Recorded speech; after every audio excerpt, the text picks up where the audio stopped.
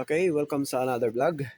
Okay, ang gagawin ko ngayon ay i-share ko ngayon kung paano magtanggal ng oil filter ng Toyota Vios. Ayan, so yan ang kanyang oil filter.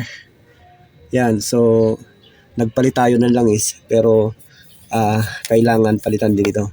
So ang pagpihit nito pag ganito, papunta doon, hindi po papunta rito kasi pahigpit yung sa kabila. So kung magdi-DIY ka, ang pagpihit nito pag ganito sa kabila. Ayan. Meron akong pambukas ito. Yan, nabili ko lang to online.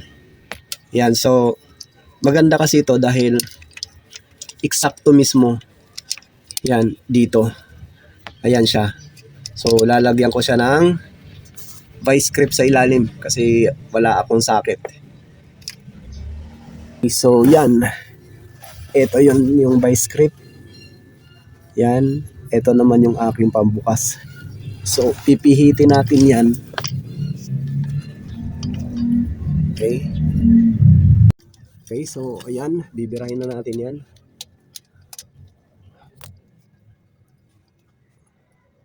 Okay. Ayan.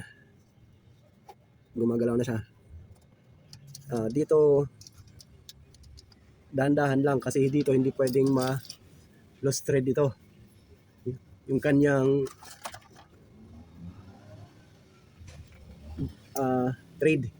Ayan, ito siya. Yan, ito na yon. So, ang number dito ay C110. Ayan. C110 yung kanyang number. Okay, so ito yung brand ng gamit ko para sigurado. Ayan. Ito yung kailangan ingatan. Yung ito. Yan. Ito po ang kailangan ingatan na wag talaga siya magkakamali na pagpihit. Ayan. So, kailangan maingatan yan. And then, pag bago, kakabit ng ganyan, tapos papunta naman sa kabila yung pihit pag ganito. Yan. So, pag pa-open, pag ganito sa kabila. Pag pakasara, ito siya.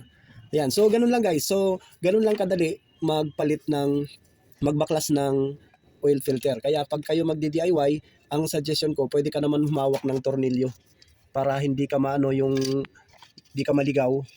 Pwede ka naman humawak ng tornilyo. Tapos, para may sample ka, hindi ka magkamali magpihit kagaya po nito. Ayan, so sana mayroon na kayong natutunan dito sa pag-DIY ng pagpalit ng oil filter ng Toyota Vios. So, paki-like lang at paki-subscribe para lumago po yung channel. Maraming salamat po sa inyo. God bless.